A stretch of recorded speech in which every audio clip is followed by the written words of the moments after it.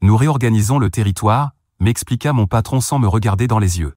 Votre poste est supprimé. J'étais assis en face de Marcus Reed, dans son bureau chez Veltrix Optique, fixant la lettre de licenciement qu'il venait de faire glisser sur son bureau.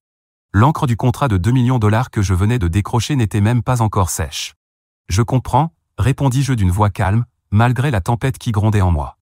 Merci pour l'opportunité. Avant de commencer, je vous demande de vous abonner à cette chaîne. C'est gratuit. Merci beaucoup.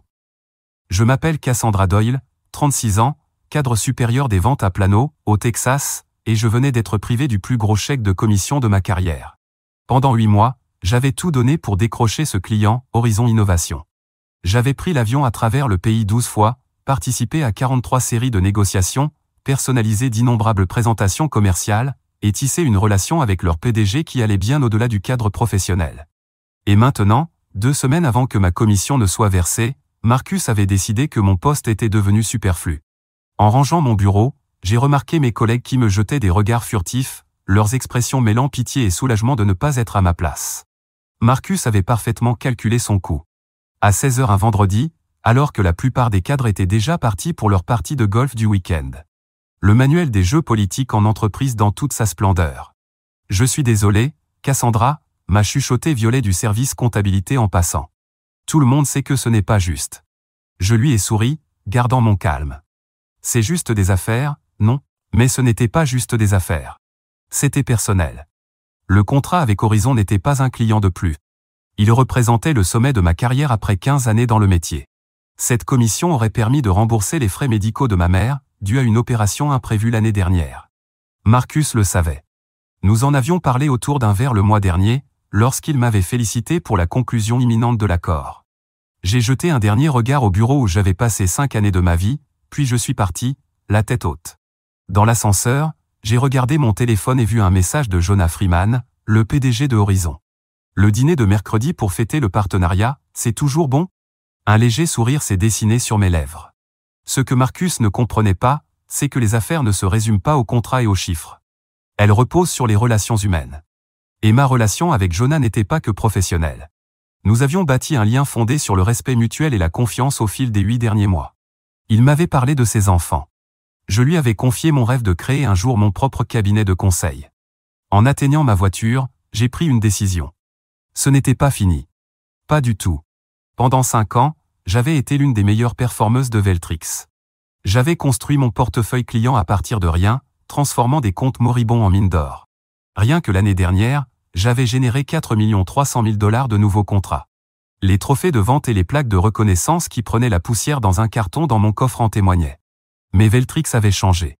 Il y a 3 mois, Gregory Hansen avait été nommé PDG, et il avait amené Marcus Reed avec lui comme nouveau vice-président des ventes. Les rumeurs avaient commencé aussitôt. Il restructurait pour maximiser la valeur pour les actionnaires, autrement dit, réduire les coûts. J'avais repéré les signes avant-coureurs, mais je les avais ignorés. L'annulation du séminaire annuel de vente. Le nouveau système de commission, rationalisé, qui, curieusement, rapportait toujours moins qu'avant. La pression subtile pour transférer les relations clients à l'équipe de gestion des comptes. Mon collègue le plus proche, Thomas, m'avait prévenu lors d'un déjeuner, ils écartent les anciens, casse. Ils remplacent les commerciaux expérimentés par des jeunes diplômés qu'ils paient 2 fois moins. Je ne pensais pas que cela m'arriverait. Pas avec mes résultats. Pas alors que l'accord avec Horizon était sur le point d'être signé. Mon père me répétait toujours, dans le monde des affaires, la loyauté va dans les 2 sens. Il avait travaillé 30 ans dans la même entreprise, gravissant les échelons du service courrier à la direction. Mais ce monde-là n'existait plus. Le monde de l'entreprise d'aujourd'hui récompense les impitoyables, des gens comme Marcus, qui considèrent les employés comme des ressources jetables. En rentrant chez moi, j'ai appelé ma mère. Je n'ai pas eu le courage de lui dire que j'avais été licencié. Pas encore. Pas alors que je lui avais promis d'aider à payer ses frais médicaux. Comment va ma superstar? M'a-t-elle demandé joyeusement. Très bien, maman, ai-je menti, en forçant un ton enjoué. Et toi, comment tu te sens aujourd'hui? Mieux qu'hier, moins bien que demain, a-t-elle plaisanté. C'est sa réponse habituelle depuis l'opération.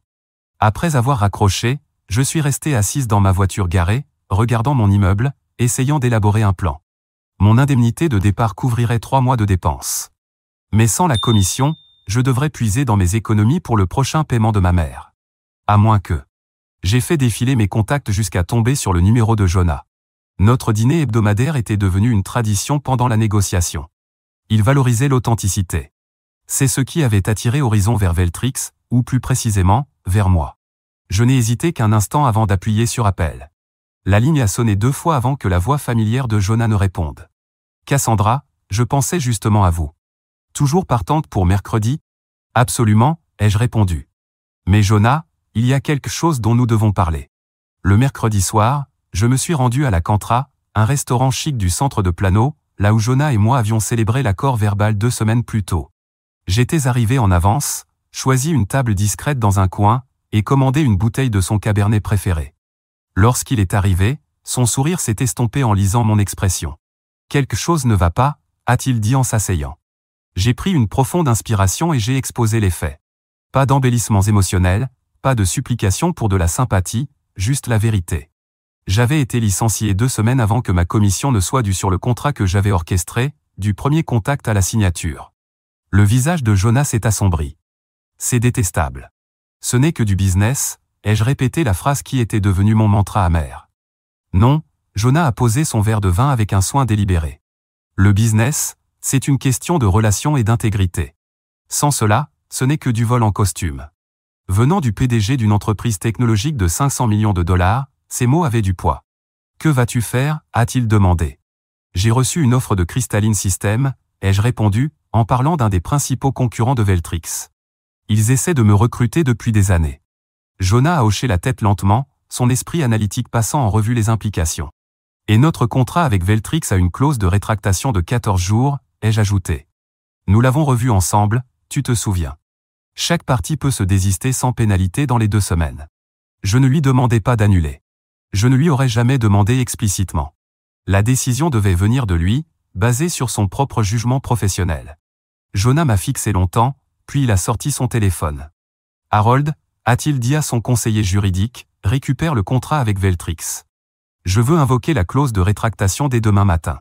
Il a fait une pause, écoutant. Oui, j'en suis sûr. Et libère ma matinée pour un appel avec leur direction. Après avoir raccroché, il m'a regardé. Ce n'est pas seulement une question de ta commission, Cassandra.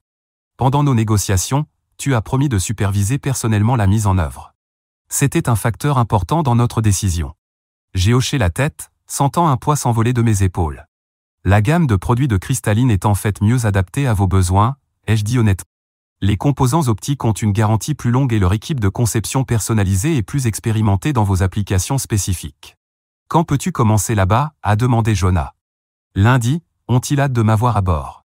Bien, a dit Jonah en levant son verre. J'attends alors leur proposition la semaine prochaine. En terminant le dîner, en discutant des candidatures universitaires de sa fille et de l'amélioration de la santé de ma mère, je ne ressentais ni triomphe, ni plaisir vindicatif. Juste la satisfaction tranquille de savoir que dans un monde où la loyauté devenait rare, l'intégrité comptait encore pour certains. Au moment où l'addition est arrivée, la première phase de ma réponse à la trahison de Marcus était en marche, pas la vengeance. Correction. Le lendemain matin, mon téléphone a commencé à sonner à 7 heures. Marcus, je l'ai envoyé directement sur la messagerie vocale. Il a rappelé encore et encore. Au 4e appel, j'ai décidé de répondre. Cassandra, il semblait essoufflé, paniqué. Il faut qu'on parle. De quoi, Marcus? Mon poste a été supprimé, tu te souviens? J'ai gardé un ton agréable comme si je parlais de la météo. Horizon vient d'annuler leur contrat. Jonah Freeman a personnellement appelé Gregory et s'est retiré de l'accord. Sa voix s'est tendue. Est-ce que tu y es pour quelque chose? Comment pourrais-je? Je ne travaille plus pour Veltrix. Écoute, son ton est devenu conciliant. Il y a eu un malentendu. On veut te reprendre. Même poste, meilleur salaire. La réorganisation du territoire a été repoussée. J'ai failli rire devant une telle transparence. C'est une offre généreuse, Marcus, mais j'ai déjà accepté un poste chez Crystalline Systems. Je commence là. Le silence à l'autre bout du fil était assourdissant. Crystalline? Tu ne peux pas faire. Ta clause de non-concurrence ne s'applique pas quand on est licencié sans cause. J'ai terminé pour lui. Page 4, paragraphe 3 de mon contrat de travail. Je l'ai revu avec mon avocat hier. Une autre longue pause. Qu'est-ce que tu as dit à Freeman? La vérité. Que j'ai été licencié peu après avoir sécurisé son affaire. Merde, Cassandra. Le masque de professionnalisme a glissé. Tu te rends compte de ce que tu as fait? Le conseil d'administration est en furie. Ça doit être stressant, ai-je dit, ressentant un calme étrange. Je devrais te laisser gérer ça. Bonne chance, Marcus. En terminant l'appel, j'ai reçu un texto de Violet. Le bureau est en chaos, Grégory a convoqué une réunion d'urgence. Marcus a l'air prêt à exploser. Je n'ai pas répondu. À la place, je suis allé au siège de Cristalline pour une réunion matinale avec leur équipe de direction. Le bâtiment de verre étincelant tranchait fortement avec le parc de bureaux vieillissant de Veltrix. À l'intérieur, Eleanor Walsh, la PDG qui me courtisait depuis des années, m'a accueilli.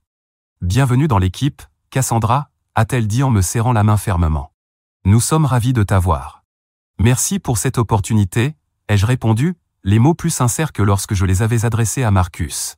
Eleanor m'a conduite dans une salle de conférence où attendait l'équipe dirigeante. « Cassandra nous rejoint de Veltrix », a-t-elle annoncé. Et elle fait déjà des vagues. Horizon Innovation a annulé son contrat avec Veltrix ce matin. Les cadres ont échangé des regards. Puis Eleanor a poursuivi, « Nous avons ici une fenêtre d'opportunité très étroite. Cassandra entretient une relation avec le PDG de Horizon. Il faut agir vite pour leur présenter notre solution avant que leur équipe des achats n'explore d'autres options. » J'ai toussé. J'ai provisoirement fixé une réunion avec Jonah mercredi prochain. Il attend notre proposition. Le sourire d'Eleanor s'est élargi. Parfait. Assurons-nous qu'elle soit irrésistible. Pendant les 3 jours suivants, j'ai travaillé avec l'équipe produit de Cristalline pour créer un package sur mesure pour Horizon. Contrairement à l'approche uniforme de Veltrix, nous avons adapté chaque aspect à leurs besoins spécifiques. La structure tarifaire que j'ai proposée était en réalité inférieure à celle de Veltrix, avec de meilleures conditions et des garanties plus solides. Cela pourrait être un contrat de 2 500 000 $, a noté le directeur financier après avoir examiné mes chiffres. Avec un potentiel d'expansion à 4 millions dans les 2 ans, ai-je ajouté. Lundi après-midi, mon téléphone avait accumulé 8 messages vocaux de Marcus et 3 de Grégory, de plus en plus désespérés. Le dernier est arrivé juste au moment où je quittais le bureau de Cristalline. « Cassandra, c'est Grégory Hansen. Quel que soit le salaire que te propose Cristalline, nous le dépasserons. Dis ton prix. Nous avons besoin que tu reviennes. » Je l'ai supprimé sans répondre. Certains ponts une fois brûlés ne valent pas la peine d'être reconstruits. Mercredi est arrivé avec une tension inattendue. Malgré ma confiance dans la supériorité de l'offre Cristalline, des années dans la vente m'avaient appris que rien n'était certain tant que les contrats n'étaient pas signés. Alors que notre équipe se préparait à partir pour la réunion avec Horizon, j'ai reçu un texto d'un numéro inconnu. C'est Thomas, utilisez le téléphone de Violet. Urgent, Marcus est en rendez-vous avec Jonah en ce moment. Offre 30% de remise plus mise en œuvre gratuite. Mon estomac s'est noué. Marcus tentait un coup désespéré. J'ai montré le message à Eleanor. On peut y aller tout de suite? Je crois qu'il faut devancer ça. Eleanor a hoché la tête d'un air grave et nous sommes partis immédiatement. Arrivé au siège de Horizon, la réceptionniste nous a informé que Jonah était en réunion, mais avait donné pour instruction de nous envoyer à la salle de conférence B dès notre arrivée. Marcher dans ces couloirs familiers était surréaliste, comme revenir dans un lieu que j'avais seulement rêvé. Lorsque nous sommes entrés dans la salle, je me suis arrêté net. Assis à la table, il n'y avait pas seulement Jonah, mais Marcus, l'air suffisant, et Grégory, qui semblait surpris de nous voir. Cassandra, Jonah se leva en souriant chaleureusement. Parfait timing. Ces messieurs de Veltrix m'expliquaient justement pourquoi je devrais reconsidérer mon annulation. L'expression de Marcus est passée de la confiance au malaise lorsque j'ai présenté Eleanor et l'équipe de Cristalline. Nous pensions avoir une réunion exclusive, dit Grégory d'un ton sec. J'ai invité les 2 parties, répondit Jonah calmement. Je crois en la prise de décisions éclairées. Ce qui a suivi fut la présentation la plus inhabituelle de ma carrière. Marcus a exposé les concessions désespérées de Veltrix, baisse de prix, garantie prolongée, formation gratuite, tandis que je présentais la solution réfléchie et personnalisée de Cristalline. Tout au long, Jonah observait, posant parfois des questions mais sans indiquer sa préférence. Lorsque les 2 présentations se sont terminées, Jonah a remercié tout le monde. Cela a été instructif. Je dois consulter mon équipe avant de prendre une décision. Dehors, Marcus m'a coincé dans le parking. Tu ne t'en sortiras pas comme ça, a-t-il soufflé. Tu n'as aucune idée de ce à quoi tu t'attaques. Je m'attaque à un homme qui m'a licencié pour éviter de me payer ma commission, ai-je répondu calmement. Je crois comprendre parfaitement la situation. Son visage s'est empourpré. Ce n'était pas personnel, c'était une décision commerciale. Et c'est ma décision commerciale. J'ai fait un geste vers le bâtiment de Horizon. Que la meilleure solution gagne. De retour chez Cristalline, Eleanor était étonnamment optimiste. Tu as bien géré là-dedans. Freeman a clairement été plus impliqué pendant ta présentation. Il est minutieux, ai-je prévenu. Il ne prendra pas de décision basée sur les personnalités. 2 jours d'angoisse ont passé. Puis, vendredi après-midi, mon téléphone a sonné avec le numéro de Jonah. Nous avons pris notre décision, a-t-il dit sans préambule. Peux-tu venir à mon bureau à 16 heures? Le trajet jusqu'à Horizon m'a paru un véritable parcours du combattant. Les tactiques désespérées de Marcus avaient-elles fonctionné? La réduction substantielle des prix avait-elle influencé l'équipe d'achat de Jonah? À mon arrivée, on m'a escorté directement au bureau de Jonah. À ma surprise, personne de Veltrix n'était présent, seulement Jonah et son équipe. Cassandra, m'a-t-il salué. Je veux que tu expliques à notre équipe exactement comment les capteurs optiques de Cristalline vont s'intégrer à nos systèmes existants. Pendant 1 heure, j'ai détaillé le processus d'implémentation, répondant aux questions techniques des ingénieurs de Horizon. Quand nous avons terminé, Jonah s'est levé et a tendu la main. Nous allons choisir Cristalline. Le contrat est en cours de rédaction. Un soulagement m'a envahi, rapidement suivi d'un calme professionnel. Vous ne le regretterez pas. Le produit est vraiment supérieur. Je sais, a-t-il dit. Mais ce qui est tout aussi important, c'est de travailler avec des gens intègres. 1 mois plus tard, j'étais assise dans mon nouveau bureau en coin chez Cristalline, en train de revoir le contrat finalisé avec Horizon. L'accord s'était effectivement conclu à 2 500 000 $, avec une voie claire vers une expansion. Ma commission serait considérablement plus importante que ce que j'aurais gagné chez Veltrix, avec une structure de paiement plus favorable. Violet m'avait envoyé des mises à jour par texto après coup. Marcus avait été mis en congé administratif en attendant une enquête sur ses pratiques managériales. 3 autres cadres commerciaux avaient démissionné en solidarité avec ma situation. L'action de Veltrix avait chuté de 11% suite à la perte du contrat Horizon et aux départs qui ont suivi. Mais la meilleure nouvelle était arrivée ce matin-là sous la forme d'un email de Harold, l'avocat de Horizon. Il m'avait transmis un message interne de Jonah à son équipe de direction. Notre décision de nous associer à Cristalline plutôt qu'à Veltrix ne portait pas seulement sur les prix ou les spécifications du produit. Il s'agissait de nous aligner avec une entreprise qui partage les valeurs que nous défendons. Lorsque Veltrix a licencié Mademoiselle Doyle immédiatement après qu'elle ait sécurisé notre affaire, explicitement pour éviter de lui payer sa commission, ils ont révélé leur véritable nature d'entreprise. Une telle avidité à courte vue ne correspond pas à nos objectifs de partenariat à long terme. Cristalline, en revanche, a reconnu le talent et l'intégrité, et a agi avec détermination pour les acquérir. C'est ce genre d'instinct commercial que nous respectons. J'ai imprimé l'email et l'ai épinglé sur mon mur, non pas comme un trophée, mais comme un rappel de ce qui compte vraiment en affaires. Eleanor est passée dans mon bureau cet après-midi-là. Je viens de raccrocher avec Bedford Industries. Apparemment, leur responsable des achats a entendu comment nous avons acquis le contrat Horizon et souhaite discuter du transfert de leur activité chez nous. J'ai haussé un sourcil. Bedford? Ils étaient chez Veltrix depuis des années. 7 ans, confirma TL, pour environ 1 800 000 $ par an. Ils s'inquiètent de la stabilité et du leadership là-bas. La rumeur se répand. Ce que Marcus m'avait fait n'était pas un incident isolé de dureté d'entreprise. Cela devenait un cas d'école dans notre secteur. Ce soir-là, alors que je me préparais à partir, mon assistante m'a transmis un message vocal de Gregory Hansen. Cassandra, c'est Gregory. Je veux que tu saches que Marcus Reed ne travaille plus chez Veltrix. Ses actions n'ont pas été autorisées par moi ni par le conseil d'administration. Nous aimerions toujours discuter de ton éventuel retour. Merci de me rappeler. J'ai supprimé le message sans y réfléchir une seconde. Mon nouveau bureau offrait une vue sur la skyline du centre-ville. Mon équipe était compétente et motivée. Mon package de rémunération comprenait des parts dans une entreprise en croissance qui valorisait les relations plus que les chiffres trimestriels. Plus important encore, j'avais reçu un appel du médecin de ma mère ce matin-là. Les derniers tests montraient une amélioration significative. Grâce à ma nouvelle situation financière, j'avais pu la faire suivre par un meilleur spécialiste, non couvert par son assurance. En rentrant chez moi, je réfléchissais aux 5 dernières semaines. Je n'avais pas cherché la vengeance lorsque Marcus m'avait trahi.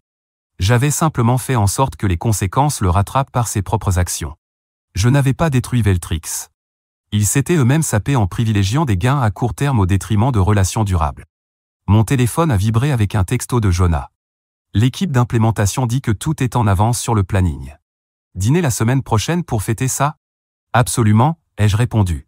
La première tournée est pour moi. Les paroles de mon père sur la loyauté réciproque résonnaient dans mon esprit.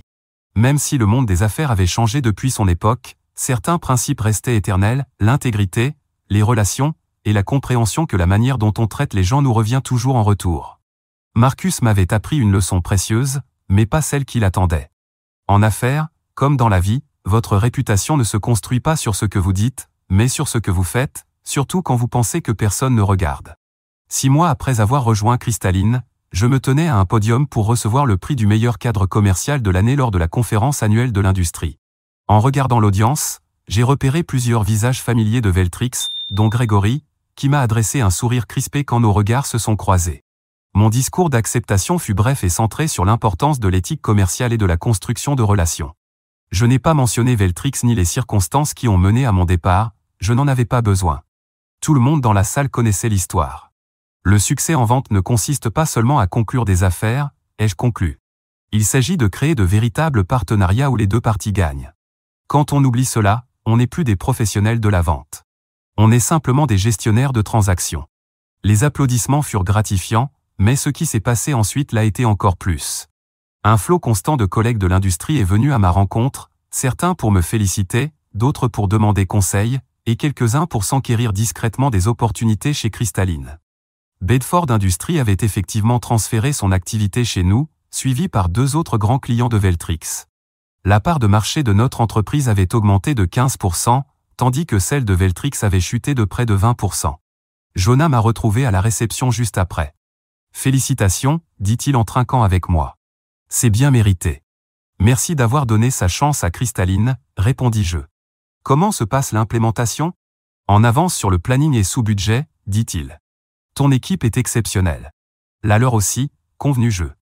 Nous avons brièvement parlé des projets futurs avant qu'un collègue ne l'appelle ailleurs. Alors que je le regardais partir, Eleanor s'approcha. « Tu as vu ça ?» demanda-t-elle en me montrant sa tablette. Le titre disait « Veltrix Optique annonce des licenciements face à des difficultés persistantes sur le marché ». L'article mentionnait que Grégory Hansen avait démissionné de son poste de PDG, remplacé par le président du conseil d'administration à titre intérimaire. Je ne ressentis aucune joie à cette nouvelle, seulement un sentiment d'inévitabilité. Le vent d'automne dispersait les feuilles sur le trottoir alors que je me dirigeais vers la maison de retraite où ma mère vivait désormais.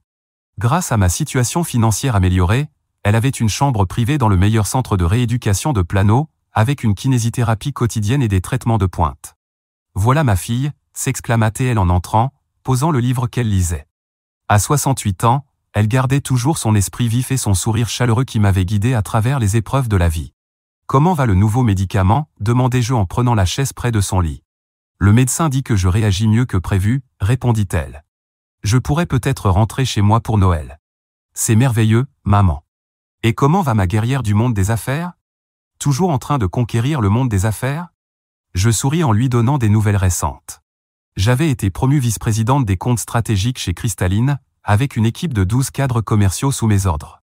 L'implémentation du projet Horizon avait été tellement réussie qu'ils avaient étendu le contrat à 2 divisions supplémentaires, portant la valeur totale à 3 800 000 $. « Tu sais ce que ton père dirait de tout ça ?» dit-elle, une expression mélancolique traversant son visage. « Le succès est meilleur quand il est gagné honnêtement, citai-je. Elle hocha la tête. « Il serait tellement fier de toi, Cassandra. Pas seulement pour tes réussites, mais pour la manière dont tu les as obtenues. » Après avoir quitté la maison de retraite, je me rendis dans un café local où j'avais donné rendez-vous à Thomas.